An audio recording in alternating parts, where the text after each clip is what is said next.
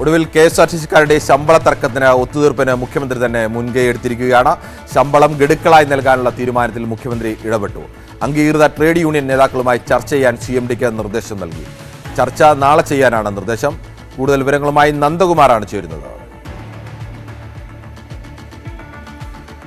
Nandakumar, KSRTC ജീവനക്കാർ കഴിഞ്ഞ കുറെ കാലമായി സമരത്തിലും പ്രതിഷേധത്തിലുമാണ് KSRTC ഒരു ചർച്ചയിൽ എടുത്തിരുന്നത്. എന്തായാലും അത് പിന്നീട് പാലിക്കാൻ KSRTC മാനേജ്മെന്റ് കഴിഞ്ഞിരുന്നില്ല എന്നതാണ് വാസ്തവം. അതുകൊണ്ട് തന്നെയാണ് ഈ ശമ്പള വിതരണം അത് ഗഡുക്കളായി നൽകാമെന്നൊരു തീരുമാനത്തിലേക്ക് KSRTC ഇപ്പോൾ തീരുമാനിച്ചിരിക്കുന്നത്. അതായത് ആദ്യ 5-ാം തീയതിക്കകം കൃത്യമായി KSRTCയുടെ വരുമാനത്തിൽ നിന്നും അതോടൊപ്പം തന്നെ ബാങ്കിൽ നിന്നും എടുക്കുന്ന ഓവർ ഡ്രാഫ്റ്റുമായി എടുത്ത് KSRTC ജീവനക്കാർക്ക് ശമ്പളം നൽകുക. അതിനുശേഷം സർക്കാർ സഹായം എന്ന് ലഭിക്കുമോ അതിനുശേഷം അങ്ങനെ 2-ാം ഗഡുവായി ആ ശമ്പളം നൽകുക എന്നൊരു തീരുമാനമാണ് KSRTC മാനേജ്മെന്റ് സ്വീകരിച്ചിരുന്നത്. പക്ഷേ അത് അംഗീകരിക്കാൻ ട്രേഡ് യൂണിയൻ നേതാക്കളും അല്ലെങ്കിൽ അംഗീകൃത ട്രേഡ് യൂണിയൻ സംഘടനകളൊന്നും തന്നെ തയ്യാറായില്ല. ജീവനക്കാരെ സംബന്ധിച്ചിടത്തോളം ശമ്പളം മുഴുവൻ ആയിട്ട് നൽകണം എന്നൊരു തീരുമാനമാണ് അവർ അതിൽ ഉറച്ചു നിൽക്കുകയും ചെയ്യുന്നുണ്ട്. എന്തായാലും ആ ഒരു വിഷയത്തിലാണ് ഇപ്പോൾ CITU അടക്കം വലിയ പ്രക്ഷോഭത്തിലേക്ക് നീങ്ങുന്നു എന്നൊരു കാര്യം ഉണ്ടായത്. പ്രത്യേകിച്ച് ട്രേഡ് യൂണിയൻ സംഘടനകളൊക്കെ തന്നെ ഇപ്പോൾ ഈ ആഴ്ച മുതൽ സമരത്തിലേക്ക് നീങ്ങുന്നു എന്നൊരു സൂചനയും നൽകിയിരുന്നു. പ്രത്യേകിച്ച് CITU ഇടത് അനുകൂല സംഘടനയായ CITU അടക്കം ഫെബ്രുവരി 28-ന് ചീഫ് ഓഫീസ് വളയുന്ന അടക്കമുള്ള ഉപരോധ സമരം അടക്കം ഇപ്പോൾ തീരുമാനിച്ചിരിക്കുന്ന ഒരു സാഹചര്യമായിരുന്നു. എന്തായാലും ഈ ഒരു സാഹചര്യം നിലനിൽക്കുകയാണ്.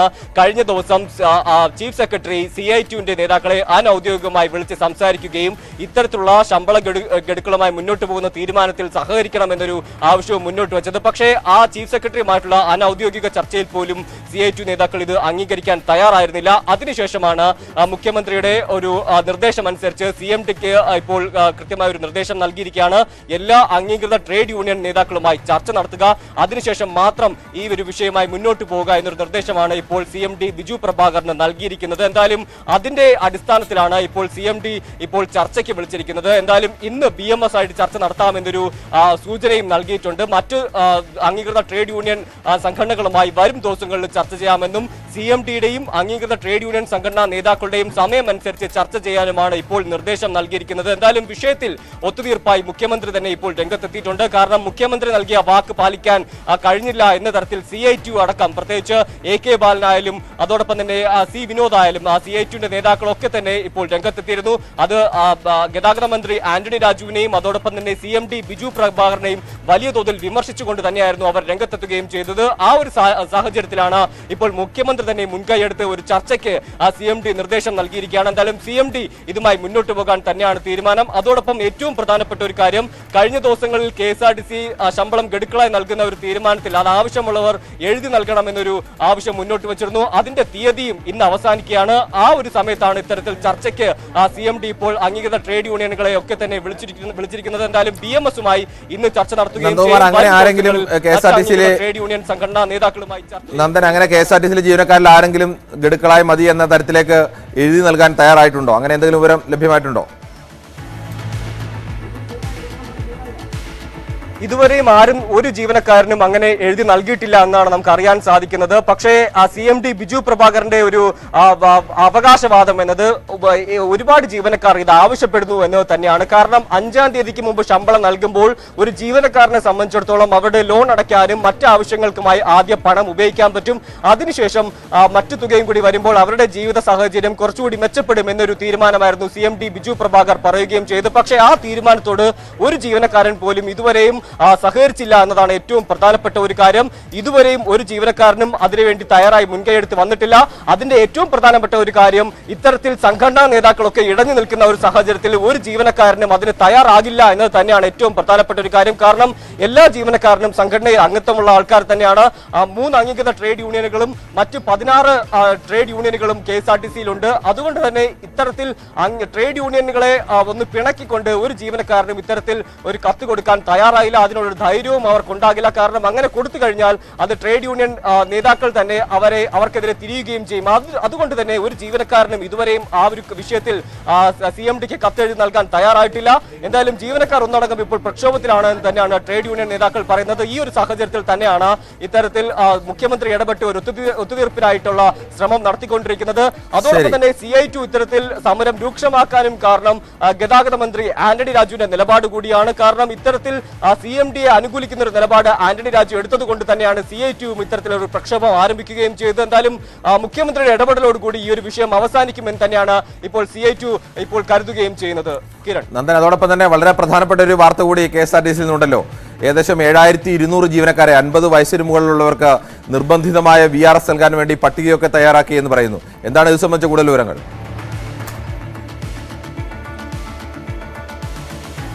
തീർച്ചയായും ഈ ഒരു വിഷയം നടപ്പാക്കുകയാണെങ്കിൽ പ്രത്യേകിച്ച് 50 വയസ്സ് കഴിയുന്ന 7500 KSRTCയിലെ ജീവനക്കാരുടെ ഒരു VRS തയ്യാറാക്കി കഴിഞ്ഞാൽ അതിൽ 50% ഇത്തരത്തിൽ ശമ്പള പ്രതിസന്ധിയിൽ നിന്നും മാനേജ്മെന്റ് തലയുരാൻ സാധിക്കുമെന്നൊരു തീരുമാനം തന്നെയാണ് ഇപ്പോൾ മാനേജ്മെന്റിനുള്ളത്. അതുകൊണ്ട് തന്നെയാണ് ഒരു നിർബന്ധിത VRSന് KSRTC ഇപ്പോൾ ഒരുങ്ങുകയും ചെയ്യുന്നത്. ഒരാൾക്ക് കുറഞ്ഞത് 15 ലക്ഷം രൂപ നൽകുന്നതാണ് ഇപ്പോൾ പരിഗണനയിലുള്ളത്. മറ്റ് ആനുകൂല്യങ്ങളൊക്കെ തന്നെ അവർ വിരമിക്കുന്ന തീയതിക്ക് ശേഷം നൽകാൻ തന്നെയാണ് ഇപ്പോൾ KSRTC മാനേജ്മെന്റ് തീരുമാനിച്ചിരിക്കുന്നത്. എന്തായാലും പദ്ധതി നടപ്പിലാക്കാനായിട്ട് 1080 കോടി രൂപ വേണ്ടിവരുമെന്നാണ് KSRTCയുടെ ഇപ്പോഴത്തെ ഒരു കണക്കുകൂട്ടൽ.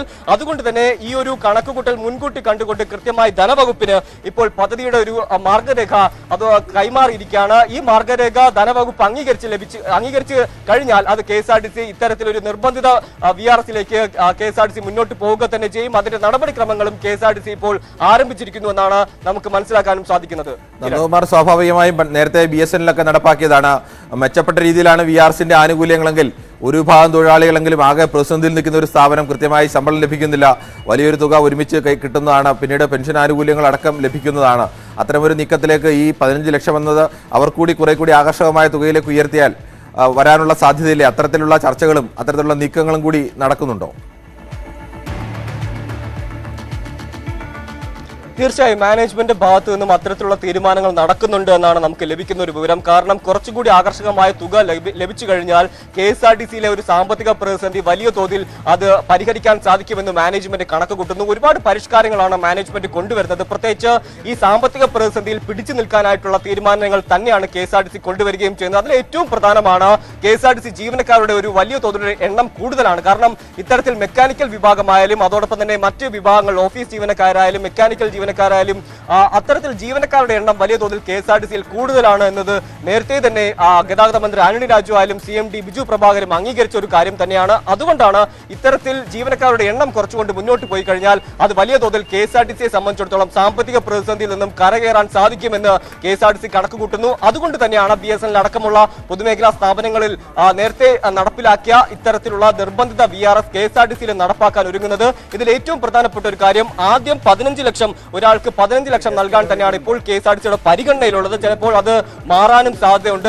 അതോടൊപ്പം തന്നെ ഇത്തരത്തിൽ ഇവർ എന്നാണോ വിരമിക്കുന്ന തീയതി വരിക അതിനുശേഷമായിരിക്കും മറ്റ് ആനുകൂല്യങ്ങളും പെൻഷനും അടക്കമുള്ള തുക കൈമാറുക എന്നതാണ് KSRTCയുടെ പ്രാഥമികമായിട്ടുള്ള ഈ ഒരു കണക്കുകൂട്ടൽ. എന്തായാലും ഇതിൽ നിന്നും ചില മാറ്റങ്ങളൊക്കെ തന്നെ വരും ദിവസങ്ങളിൽ പ്രതീക്ഷിക്കാം. എന്തായാലും ഈ ഒരു മാർഗരേഖയും അതോടൊപ്പം തന്നെ ഈ ഒരു കാര്യം അത് ധനവകുപ്പിന് ഈ പദ്ധതിയുടെ ധനവകുപ്പിന് കൈമാറിയിട്ടുണ്ട്. എന്തായാലും ഈ കാര്യം ധനവകുപ്പ് പരിശോധിച്ചതിന് ശേഷം മാത്രമായിരിക്കും അംഗീകാരം കൊടുക്കുക. എന്തായാലും അതിൽ മറ്റ് വരും ദിവസങ്ങളിൽ കൂടുതൽ ചർച്ചകളും ഉണ്ടാകുമെന്ന കാര്യത്തിലും സംശയമില്ല. ഈ VRS സംബന്ധിച്ച് ഔദ്യോഗിക യൂണിയനുകളുടെ ഭാഗത്ത് നിന്ന് ഏതെങ്കിലും തരത്തിലുള്ള പ്രതികരണങ്ങൾ വന്നിട്ടുണ്ടോ? ഇല്ല, ഇതുവരെയും ഒരു അംഗീകൃത ട്രേഡ് യൂണിയൻ നേതാക്കളും ഇതുവരെയും നമ്മളുമായിട്ട് സംസാരിച്ചിട്ടില്ല. അവർ ഈ ഒരു വിഷയം ചർച്ച ചെയ്യുകയാണ്. അതിനുശേഷം മാധ്യമങ്ങളെ അറിയിക്കാം എന്നൊരു നിലപാടാണ് അംഗീകൃത ട്രേഡ് യൂണിയൻ സംഘടനകളൊക്കെ തന്നെ ഇപ്പോൾ രംഗത്ത് വന്നിട്ടുള്ളത്. എന്തായാലും വാർത്ത വന്നത് അല്പം മുമ്പാണ്. അതുകൊണ്ട് തന്നെ അവർ ആ വിഷയം കൂടുതൽ പഠിക്കുകയും അതിനുശേഷം മാത്രം പ്രതികരിക്കാം എന്നൊരു നിലപാട് തന്നെയാണ് ഇപ്പോൾ അംഗീകൃത ട്രേഡ് യൂണിയൻ ഒക്കെ തന്നെ എടുത്തിട്ടുള്ളത്. എന്തായാലും ഈ ഒരു വിഷയത്തിൽ അംഗീകൃത ട്രേഡ് യൂണിയനുകൾ സഹകരിക്കും എന്നൊരു കാര്യം തന്നെയാണ് മാനേജ്മെന്റിന്റെ ഭാഗത്തു നിന്ന് നമുക്ക് ലഭിക്കുന്ന ഒരു വിവരം. CMD ബിജു പ്രഭാകരന്റെ ഒരു ഭാഗത്തു നിന്നും ഉണ്ടാവുന്ന ഒരു പ്രതികരണവും അങ്ങനെ തന്നെയാണ്. കാരണം ഇത്തരത്തിലുള്ള കാര്യങ്ങൾ KSRTCയിൽ നടപ്പിലാക്കുമ്പോൾ അത് KSRTC ഗുണം ചെയ്യും, ജീവനക്കാർക്കും ഗുണം ചെയ്യും. അത്തരം തീരുമാനങ്ങൾ നടപ്പാക്കാൻ തന്നെയാണ് മാനേജ്മെന്റ് ഒരുങ്ങുകയും ചെയ്യുന്നത് എന്നതാണ് ബിജു പ്രഭാകരന്റെ നിലപാട്. എന്തായാലും വിഷയത്തിൽ മാനേജ്മെന്റ് പ്രതീക്ഷയോടെ കാണുകയും ചെയ്യുന്നുണ്ട്. എന്തായാലും വരും ദിവസങ്ങളിലായിരിക്കും അല്ലെങ്കിൽ വരും മണിക്കൂറിലായിരിക്കും ട്രേഡ് യൂണിയൻ നേതാക്കളുടെയും അതോടൊപ്പം തന്നെ സംഘടനാ നേതാക്കളുടെയും ജീവനക്കാരുടെയും ഒക്കെ തന്നെ പ്രതികരണം നമുക്ക് ലഭിക്കുക. കിരൺ, നന്ദകുമാർ, ഈ മുഖ്യമന്ത്രി ചർച്ച നടത്താൻ പറഞ്ഞു, CMD ചർച്ച നടത്തുകയും ഒക്കെ ചെയ്യും. പക്ഷേ ഈ ഗഡുക്കളായി ശമ്പളം നൽകാനുള്ള തീരുമാനത്തോട് ഒരു ട്രേഡ് യൂണിയനും യോജിക്കുന്നില്ല. സ്വാഭാവികമായും മഹാഭൂരിപക്ഷം ജീവനക്കാരും അതിനോട് യോജിക്കാനുള്ള സാധ്യത കുറവാണ്. അങ്ങനെയുള്ള സൂചനകളാണ് പുറത്തു വരുന്നതും. ഈ ചർച്ച കൊണ്ട് ഏതെങ്കിലും തരത്തിൽ ഒരു പ്രയോജനം ഉണ്ടാകാനുള്ള സാധ്യത കാണുന്നുണ്ടോ? തീർച്ചയായും ഇല്ല എന്ന് തന്നെ നമുക്ക് പറയാൻ സാധിക്കും. കാരണം കഴിഞ്ഞ ദിവസങ്ങളിലൊക്കെ തന്നെ ചീഫ് സെക്രട്ടറി ഒരു അനൌദ്യോഗിക ചർച്ച ദയവായി തുടരുക. പൊതുപ്രവർത്തകനായ ഡിജോ കാപ്പൻ കൂടി നമുക്കൊപ്പം ചേരുന്നുണ്ട്. ശ്രീ ഡിജോ കാപ്പൻ, KSRTC-യിൽ നിന്ന് രണ്ട് സുപ്രധാനമായ വിഷയങ്ങളാണ് വരുന്നത്. ഒന്ന്, മുഖ്യമന്ത്രി തന്നെ നിർദ്ദേശം നൽകിയിരിക്കുകയാണ് CMD-യോട്, നിങ്ങൾ തൊഴിലാളി ട്രേഡ് യൂണിയൻ നേതാക്കളുമായി ചർച്ച നടത്തണം, അവരുമായി ചർച്ച നടത്തിയിട്ട് വേണം ഇത്തരം തീരുമാനങ്ങൾ എടുക്കേണ്ടത്. പക്ഷേ അങ്ങനെ ഒരു ചർച്ചയൊന്നുമില്ലാതെയാണ് ആദ്യം ഈ ഗഡുക്കളായി ശമ്പളം നൽകാനുള്ള തീരുമാനം കൊണ്ടുവന്നത്. അതോടൊപ്പം തന്നെ 7200 ജീവനക്കാർക്ക് 50 വയസ്സിന് മുകളിൽ പ്രായമുള്ളവർക്ക് വിവിധ വിഭാഗങ്ങളിലുള്ളവർക്ക് നിർബന്ധിതമായി VRS നൽകാനുള്ള ഒരു പദ്ധതിയും പ്രഖ്യാപനത്തിലേക്ക് നീങ്ങുകയാണ്. ഏത് തരത്തിലാവും ഇത് KSRTC-യെ സഹായിക്കുന്നതാകുമോ, അതോ KSRTC-യിൽ അത് നടപ്പാനുള്ള സാധ്യത എത്രത്തോളമാണ്? അല്ല, ഇതിപ്പോ KSRTC-യിൽ ഇപ്പൊ ചർച്ചയില്ലാത്തതിന്റെ കൊണ്ടോ അല്ലെങ്കിൽ KSRTC-യിലെ ഇപ്പോഴത്തെ ജീവനക്കാർ ജോലി ചെയ്യാത്തത് കൊണ്ടോ അല്ല KSRTC-യുടെ ഇന്നത്തെ പ്രതിസന്ധി. KSRTC-യുടെ പ്രതിസന്ധി 2000-ക്ക് മുമ്പ് തുടങ്ങിയതാണ്. 1980, 85, 90 കാലഘട്ടങ്ങളിൽ ഞങ്ങളെപ്പോലെയുള്ളവർ ഇത് ചൂണ്ടിക്കാണിച്ചിട്ടുള്ളതാണ്. അതായത് ഒരു ബസ്സിന് 12 ജീവനക്കാർ എന്ന റേഷ്യോയിലായിരുന്നു കേരളത്തിൽ വാഹനം ഓടിക്കൊണ്ടിരുന്നത്. അതേസമയത്ത് മറ്റു സംസ്ഥാനങ്ങളിലൊക്കെ ആ സമയത്ത് 7 ജീവനക്കാരായിരുന്നു ഒരു ബസ്സിനുണ്ടായിരുന്നത്. അപ്പോൾ ഈ 5 ജീവനക്കാരുടെ അധിക വേതനവും അധിക ശമ്പളവും അധിക പെൻഷനും KSRTC-യെ തളർത്തിക്കളഞ്ഞു എന്നുള്ളതാണ് KSRTC-ക്ക് ഉണ്ടായ ഏറ്റവും വലിയ ദുരിതം. അപ്പൊ അതിൽ നിന്ന് കരകയറാനായിട്ട് ഈ പറയുന്നത് പോലെ കഠിനമായ പരിശ്രമം തന്നെ വേണ്ടിവരും. അത് യൂണിയനുകളുമായിട്ടുള്ള ചർച്ചയോ അല്ലെങ്കിൽ യൂണിയനുമായിട്ട് ചർച്ച ചെയ്തതെന്നല്ല ഞാൻ പറയുന്നത്. ഈ അനധികൃതമായി കഴിഞ്ഞ കാലങ്ങളിൽ ട്രേഡ് യൂണിയനുകൾ അവരവരുടെ നിലനിൽപ്പിന് വേണ്ടിയിട്ട് അല്ലെങ്കിൽ റഫറണ്ടത്തിന് അവർ വോട്ട് കിട്ടാൻ വേണ്ടിയിട്ട് ആനുകൂല്യങ്ങളെ കുറിച്ച് മാത്രം ജീവനക്കാരെ ബോധ്യപ്പെടുത്തുകയും അത് വാങ്ങിക്കൊടുക്കുകയും ചെയ്തതിന്റെ തിക്തഫലം അനുഭവിക്കുന്നത് ഇന്ന് ജോലി ചെയ്യുന്ന ജീവനക്കാരും ഇന്ന് ജീവിച്ചിരിക്കുന്ന KSRTC-ക്കാര്. അവർക്ക് പലർക്കും മാസാമാസം കിട്ടേണ്ട പെൻഷൻ ഇപ്പോൾ കിട്ടുന്നില്ല. അപ്പൊ അതിന് ഗവൺമെന്റ് ശ്രീ ഡിജോ കാപ്പൻ, താങ്കൾ ഈ പറഞ്ഞത് ഒരു പ്രധാനപ്പെട്ട വിഷയം. അശാസ്ത്രീയമായ രീതിയിലേക്ക് 7 ജീവനക്കാർ മറ്റ് സംസ്ഥാനങ്ങൾ ഒരു ബസ്സിനുള്ളപ്പോൾ ഇവിടെ 12 ജീവനക്കാർ വരെ വന്നു. അത്തരമൊരു അശാസ്ത്രീയമായ തീരുമാനത്തിന്റെ അല്ലെങ്കിൽ അത് നടപ്പായതിന്റെ ഫലം കൂടിയാണ് ഇന്നിപ്പോൾ KSRTC അനുഭവിക്കുന്ന സാമ്പത്തിക പ്രതിസന്ധി എന്നാണ്. അപ്പോൾ അതിന് ഒരു പരിധിവരെ സഹായമല്ല, അല്ലെ അത് പരിഹരിക്കാൻ സഹായമല്ല ഈ VRS പോലുള്ള പദ്ധതികൾ? അല്ല, അത് നല്ലത് തന്നെയാണ്. പക്ഷെ അതിനുള്ള ഫണ്ട് എവിടെ ഉണ്ടെന്നുള്ളതാണ് പ്രശ്നം. ഗവൺമെന്റ് ഈ പണം കൊടുക്കുമെങ്കിൽ ശരിയാണ്. പക്ഷെ അങ്ങനെ ഗവൺമെന്റ് ഇങ്ങനെ കൊടുക്കാൻ തുടങ്ങുമ്പം കേരളത്തിലെ മറ്റ് പൊതുമേഖലാ സ്ഥാപനങ്ങളിൽ ഏതാണ്ട് 1 ലക്ഷത്തോളമുണ്ട് ജീവനക്കാരുണ്ട്. അപ്പം അവിടെയും ഇതുപോലെ തന്നെയാണ്. അതായത് പൊതുമേഖലയാണ്, ജോലി ചെയ്തില്ലെങ്കിൽ തങ്ങൾക്ക് എല്ലാ മാസവും ശമ്പളം കിട്ടിക്കൊണ്ടിരിക്കും എന്ന ഒരു തോന്നൽ നാളിതുവരെ കേരളത്തിലെ ആ മേഖലകളിൽ പ്രവർത്തിക്കുന്നവർക്കുണ്ടായിരുന്നു. ഇന്നിപ്പോൾ അതിനൊക്കെ ഒരു മാറ്റം വന്ന് തുടങ്ങിയിട്ടുണ്ട്. എന്താണെന്ന് വെച്ച് കഴിഞ്ഞാൽ KSRTC-യുടെ പതനം ഇതിന്റെ ഒരു നല്ല തുടക്കമാണ്. പക്ഷെ ഇതുകൊണ്ടുണ്ടായ അപകടം എന്താണെന്ന് വെച്ച് കഴിഞ്ഞാൽ യാത്രക്കാർക്കാണ് ഇതുകൊണ്ട് നഷ്ടം വന്നിരുന്നത്. നേരത്തെ ഏതാണ്ട് 5500 ബസ്സുകൾ യാത്ര ചെയ്യാനായി കേരളത്തിൽ ലഭിച്ചിരുന്നിടത്ത് ഇന്നത് 3500, 4000 ബസ്സായി ചുരുങ്ങി. അപ്പൊ ഏതാണ്ട് 1500 ബസ്സുകളുടെ പ്രദേശങ്ങളിൽ അല്ലെങ്കിൽ 1500 ബസ്സിന്റെ സർവീസ് ഇന്ന് കേരളത്തിലെ ജനങ്ങൾ നഷ്ടപ്പെടുകയാണ്. ഇന്ന് ഞാൻ നാളെ നീന്നാണ് ഈ ക്രിസ്ത്യാനികളെ ശവസംസ്കാരത്തിന് കൊണ്ടുപോകുമ്പോൾ പിടിക്കുന്ന ബാനർ എന്ന് പറഞ്ഞതുപോലെ ഇത് KSCB-യിലോട്ടും ഒക്കെ വരാൻ പോവുകയാണ്. KSCB-യിലൊക്കെ ഇന്ത്യയിൽ ഒരിടത്തുമില്ലാത്ത ഉൽപാദന ചെലവ്, വിതരണ ചെലവാണ് KSCB-യില്. ഒരു യൂണിറ്റ് വൈദ്യുതി ഉൽപാദനം ഇന്ത്യയിൽ വിതരണം ചെയ്യുന്നത്. നമ്മുടെ തൽക്കാലം നമുക്ക് KSRTC-യിൽ നിൽക്കേണ്ടതുണ്ട്. എന്തായാലും ഈ സമയത്ത് ഞങ്ങളോട് പ്രതികരിച്ചതിന് പ്രത്യേക നന്ദി. AITUC KSRTC-യിലെ യൂണിയൻ പ്രതിനിധി ശ്രീ MG രാഹുൽ കൂടി നമുക്കൊപ്പം ചേരുന്നുണ്ട്. രാഹുൽ, പ്രധാനപ്പെട്ട 2 വിഷയങ്ങൾ യൂണിയനുകളുമായി ചർച്ച ചെയ്യാതെയാണ് ഇങ്ങനെ ശമ്പളം ഗഡുക്കളായി നൽകാനുള്ള തീരുമാനത്തിലേക്ക് CMD എത്തിയത്. എന്തായാലും മുഖ്യമന്ത്രി തന്നെ ഇപ്പോൾ ഇടപെട്ട ചർച്ചയ്ക്ക് നിർദ്ദേശം നൽകിയിരിക്കുന്നു. അതോടൊപ്പം തന്നെ ഒരു നിർബന്ധിത VRS സ്കീം അവതരിപ്പിക്കാൻ ആലോചനയിലാണ്. എന്താണ് താങ്കളുടെ യൂണിയന്റെ പ്രതികരണം? ശമ്പള പ്രതിസന്ധി വിഷയത്തിൽ ബഹുമാനായ കേരളത്തിന്റെ മുഖ്യമന്ത്രി വീണ്ടും ഇടപെടാൻ തീരുമാനിച്ചു എന്ന് പറയുന്നത് സ്വാഗതാർഹമായ കാര്യമാണ്. കാരണം മുഖ്യമന്ത്രിയാണ് സെപ്റ്റംബർ 5-ാം തീയതി KSRTC തൊഴിലാളികൾക്ക് ഉറപ്പ് നൽകിയത്. 5-ാം തീയതിക്കുള്ളിൽ നിങ്ങൾക്ക് ശമ്പളം ലഭിക്കും, അതിന് വേണ്ടുന്ന സർക്കാരിന്റെ പണം 5-ാം തീയതിക്ക് മുമ്പ് KSRTC-ക്ക് എത്തിക്കാനുള്ള സംവിധാനം ഉറപ്പാക്കുമെന്ന് അദ്ദേഹം പറഞ്ഞതാണ്. അദ്ദേഹം പറഞ്ഞ് നാക്ക് വായിലിട്ടതിന് ശേഷം പിന്നെ ഇന്നേ വരെ 5-ാം തീയതിക്കുള്ളിൽ ശമ്പളം കൊടുക്കാനുള്ള നടപടി ധനകാര്യ വകുപ്പോ KSRTC-യുടെ മാനേജ്മെന്റോ സ്വീകരിച്ചിരുന്നില്ല. എന്തായാലും വീണ്ടും ഇപ്പോൾ ശമ്പളം ഗഡുക്കളാക്കി കൊടുക്കുക എന്നൊരു ഉത്തരവ് കൂടി പുറത്തിറങ്ങിയ സാഹചര്യത്തിൽ ട്രേഡ് യൂണിയൻ എന്ന നിലയിൽ ഞങ്ങൾക്ക് അതിനകത്ത് തൊഴിലാളികളുടെ വിഷയങ്ങളെ അഡ്രസ് ചെയ്യേണ്ടുന്ന ഉത്തരവാദിത്തം ഉള്ളത് കൊണ്ട് തന്നെ ഞങ്ങൾ ആ വിഷയം ഉയർത്തിക്കൊണ്ടുവന്നു. എന്തായാലും ബഹുമാനപ്പെട്ട മുഖ്യമന്ത്രി അതുമായി ബന്ധപ്പെട്ട് ഇടപെടാൻ തീരുമാനിച്ച കാര്യത്തിൽ സന്തോഷം. വോളണ്ടറി റിട്ടയർമെന്റ് സംബന്ധിച്ച് താങ്കളുടെ യൂണിയന്റെ നിലപാട് ഏതാണ്? VRS-നെ സംബന്ധിച്ച് 50 വയസ്സിന് മേൽ പ്രായമുള്ള 7,200 ജീവനക്കാർക്ക് നിർബന്ധിത VRS നൽകാനുള്ള ഒരു പദ്ധതി കൂടി ഇപ്പോൾ പരിഗണനയിലാണ്, മാനേജ്മെന്റ് പരിഗണനയിലാണ്. അല്ല, നിർബന്ധിത VRS കൊടുക്കാൻ കഴിയും എന്ന് ഞാൻ പ്രതീക്ഷിക്കുന്നില്ല. വോളണ്ടറി റിട്ടയർമെന്റ് സംബന്ധിച്ച അഡീഷണൽ ചീഫ് സെക്രട്ടറി ഫിനാൻസ് കുറെ കാലമായി KSRTC-യോട് ആവശ്യപ്പെട്ടുകൊണ്ടിരിക്കുകയാണ്. ധനകാര്യ വകുപ്പിന്റെ ഒരു ഡിമാൻഡായിരുന്നു KSRTC-യിൽ ഇപ്പോൾ നിലവിലുള്ള ഇത്രയും തൊഴിലാളികളെ വെച്ചുകൊണ്ട്, സ്ഥിരം തൊഴിലാളികളെ വെച്ചുകൊണ്ട് മുന്നോട്ട് പോകാനാവില്ല, സർക്കാരിന് ഇങ്ങനെ പണം ചെലവഴിക്കാനാവില്ല. അതുകൊണ്ട് KSRTC-യിലെ ജീവനക്കാരുടെ, സ്ഥിരം ജീവനക്കാരുടെ എണ്ണം കുറയ്ക്കണം, പകരം താൽക്കാലിക ജീവനക്കാരെ നിയോഗിക്കണം എന്നുള്ളതാണ് അവരുടെ നിർദ്ദേശം. അതിന്റെ അടിസ്ഥാനത്തിൽ 10,000-ഓളം ജീവനക്കാരുടെ പട്ടിക ഇവിടുന്ന് തയ്യാറാക്കി എന്നാണ് നമ്മളെല്ലാം അറിഞ്ഞത്. ഇപ്പോഴത് 50 വയസ്സ് കഴിഞ്ഞ 7,200 പേരുടെ നിർദ്ദേശമാണ് ഇപ്പോൾ കൊടുത്തിരിക്കുന്നത്. അത് ചീഫ് സെക്രട്ടറിയുടെ അംഗീകാരത്തിന് വിധേയമായി വന്നിട്ടുണ്ട് എന്നാണ് ഇപ്പോൾ മനസ്സിലാക്കുന്നത്.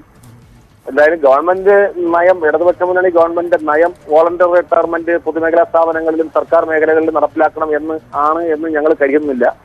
11ാം ശമ്പള പരിഷ്കരണ കമ്മീഷന്റെ റിപ്പോർട്ടിൽ ജസ്റ്റിസ് രാമേന്ദ്രൻ കമ്മീഷൻ കൃത്യമായി പറഞ്ഞിട്ടുണ്ട്, വോളണ്ടറി റിട്ടയർമെന്റ് സംബന്ധിച്ച് കേരളത്തിലെ ഗവൺമെന്റ് അനുകൂലമല്ല എന്നുള്ളത് കൊണ്ട് അതിനെ സംബന്ധിച്ചിടത്തോളം ശ്രീ രാഹുൽ, അതല്ല ഇതിന്റെ പ്രധാനപ്പെട്ട പ്രശ്നം. സർക്കാരിന്റെ നയം എന്നൊക്കെ മറ്റു വിശാലാർത്ഥത്തിൽ പറയാം, പക്ഷേ ഇങ്ങനെ ഒരു പദ്ധതി KSRTC ജീവനക്കാർക്ക് മുന്നിലേക്ക് അവതരിപ്പിച്ചാൽ ആ പദ്ധതി ആകർഷകമാണെങ്കിൽ, BSNL-ഒക്കെ ഇങ്ങനെ ആദ്യം എതിർക്കുകയും പല ജീവനക്കാരും അത് സ്വീകരിക്കുകയും ഒക്കെ ചെയ്താണ്, വലിയ പ്രതിസന്ധിയിലേക്കുന്ന പല സ്ഥാപനങ്ങളിലും അങ്ങനെ സ്വീകരിക്കുകയും ഒക്കെ ചെയ്താണ്. അങ്ങനെ ഒരു ആകർഷകമായ പദ്ധതിയിലേക്കാണ് ഇത് വരുന്നതെങ്കിൽ നിങ്ങളുടെ യൂണിയൻ ഏത് തരത്തിലാവും നിലപാട് സ്വീകരിക്കുക? അല്ല, ഞങ്ങൾ KSRTC നിലവിലുള്ള തൊഴിലാളികളെ ഇതിനകത്ത് ഒഴിവാക്കി കളയുന്നതിനെ ഇത് വെച്ച് നിലവിലുള്ള തൊഴിലാളികളെ വെച്ചുകൊണ്ട് മുമ്പോട്ട് പോകാൻ പറ്റാത്ത ഒരു സാഹചര്യം, ജീവനക്കാരുടെ കുറവ് നിലനിൽക്കുന്ന ഒരു സ്ഥാപനത്തിൽ സ്ഥിരം തൊഴിൽ എന്ന് പറയുന്ന സങ്കല്പത്തെ ഇല്ലാതാക്കുന്ന ഒരു നയത്തോട് ഞങ്ങൾക്ക് യോജിക്കാനൊക്കില്ല. അപ്പോൾ VRS-ന്റെ പദ്ധതി മുന്നോട്ട് വെച്ചാൽ ഞങ്ങളുടെ യൂണിയൻ അതിനെ എതിർക്കുമെന്നാണ് പറയുന്നത്. അത് തീർച്ചയായും ഞങ്ങൾക്ക് അതിനോട് ഒരു ഘട്ടത്തിൽ യോജിക്കാനൊക്കില്ല. ജീവനക്കാരെ സംബന്ധിച്ചിടത്തോളം പോകുന്നവർക്ക് വോളണ്ടറി റിട്ടയർമെന്റ് കൊടുക്കുക, ഒരു പാക്കേജ് കൊണ്ടുവന്നാൽ ആരെങ്കിലും ഉണ്ടെങ്കിൽ പോകുന്നതിന് ഞങ്ങൾക്ക് ആർക്കും പ്രശ്നമില്ല. പക്ഷേ കമ്പൽസറി റിട്ടയർമെന്റ് എന്ന് പറയുന്നത് ഒരു ഘട്ടത്തിൽ നടപ്പിലാക്കാൻ പറ്റില്ല. അപ്പോൾ VRS കൊണ്ടുവന്നാൽ അതിനെ അനുകൂലിക്കും, നിർബന്ധിത VRS ആണെങ്കിൽ അതിനെ അനുകൂലിക്കില്ല, അങ്ങനെയാണോ? അതെ, തീർച്ചയായും നമുക്ക് അങ്ങനെ ഒരു നിലപാട് എടുക്കാനൊക്കെയുള്ളൂ. VRS ഒക്കെ ഗവൺമെന്റ് ആലോചിക്കട്ടെ. ഇതൊക്കെ LDF-ന്റെ നയമാണോ? ഇതൊക്കെ നരേന്ദ്രമോദിയുടെ നയമല്ലേ? ആ നയത്തെ നമുക്ക് അങ്ങനെ ഏറ്റെടുക്കാൻ വേണ്ടി പറ്റുമോ? നമ്മൾ ഇത്രയും കാലം അതിനെതിരായി VRS നടപ്പാക്കുന്നതിനെതിരായി സമരം ചെയ്തവരാണല്ലോ ഇടതുപക്ഷം. ആ ഇടതുപക്ഷം ഭരിക്കുന്ന ഒരു സംസ്ഥാനത്ത് ഒരു സർവീസ് സെക്ടറിൽ VRS നടപ്പിലാക്കുക എന്ന് പറയുന്നത് ഈ ഗവൺമെന്റിന്റെ പ്രഖ്യാപിതമായ ലക്ഷ്യത്തിന് വിശാലാർത്ഥമല്ല, അതൊരു പ്രഖ്യാപിത ലക്ഷ്യമാണ് ഈ ഗവൺമെന്റിന്റെ. അതിനു മുന്നിൽ ഈ നയമൊക്കെ ഉൾപ്പെടുമോ എന്ന് അവർ തന്നെ വ്യക്തമാക്കട്ടെ, ഗവൺമെന്റ് തന്നെ വ്യക്തമാക്കട്ടെ. ശരി, ഒരു തൊഴിലാളി സംഘടനാ യൂണിയൻ നേതാവ് എന്ന നിലയ്ക്ക് താങ്കളുടെ നിലപാട് വളരെ വ്യക്തമാണ്. മറ്റ് ചില വാർത്തകളിലേക്ക് കൂടി പോകേണ്ടതുണ്ട്. ജോയി ആലുക്കാസിനെതിരെ ED കുരുക്ക് മുറുക്കിയിരിക്കുകയാണ്. വലിയ ഹവാല ഇടപാടുകൾ, കള്ളപ്പണ ഇടപാടുകൾ സംബന്ധിച്ച് EDക്ക് കൃത്യമായ വിവരങ്ങൾ ലഭ്യമായിരിക്കുന്നു. അതിനുള്ള നടപടികൾ തുടരുകയാണ്. ഇതടക്കമുള്ള പ്രധാന വാർത്തകളിലേക്ക് കടക്കും മുമ്പ് ഒരു ചെറിയ ഇടവേള.